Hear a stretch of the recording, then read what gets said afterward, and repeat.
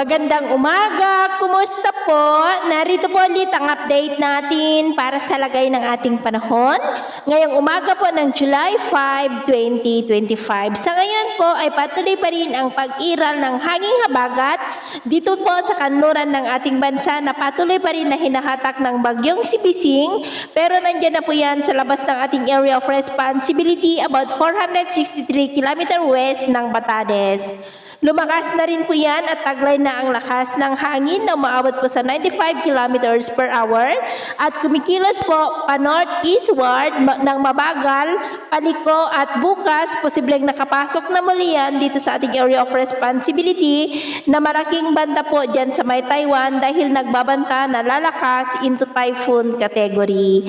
At next week po, posible pa rin ang pamumuo ng mga sama ng panahon sa silangan na ating bansa base dito sa wind map na patuloy po na magpapalakas ng habagat. At sa ating long-range forecast, wala naman pong bagyo pa na nakikita na tatawid sa ating kalupaan for the next 2 weeks pero hindi pa rin inaalis ang posibilidad na may sama ng panahon na mabubuo sa silangan ng ating bansa sa susunod na mga araw at ang development ng mga yan ang atin pong babantayan. At sa lagay ng ating panahon, ngayong madaling araw ay maayos naman ang panahon sa malaking bahagi ng bansa pero may tsansa pa rin ng mga isolated rains sa Batanes, Babuyan Islands, coastal areas ng Ilocos Region, Pangasinan, Zambales, Bataan, Northern Palawan, Naga, Mamburao, San Jose sa may Mindoro, Lanao Provinces, Cotabato City, Sultan Kudarat, Zamboanga del Sur at Davao. At mamaya ay sisikat po ang araw sa malaking bahagi ng bansa pero may tsansa pa rin ng cloudy skies with isolated rain sa may extreme northern Luzon, Ilocos Region, Benguet, Nueva Vizcaya,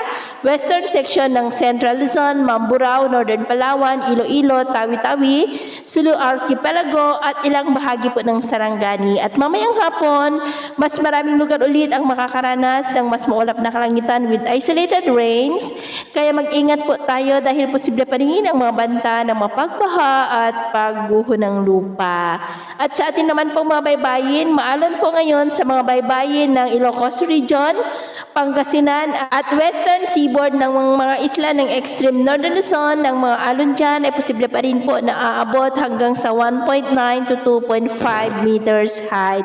Kaya hanggat maaari po, ay iwasan na muna natin ang papalaot dyan sa mga may kulay pula para po mas makaiwas sa mga sakunang pangkaragatan. So, yun po ang latest update natin sa araw na ito. At ako po muli si James na nagsasabing sa kahit na pagsubok na darating sa ating buhay, huwag na huwag po tayong mawawalan ng pag-asa. Thank you and God bless!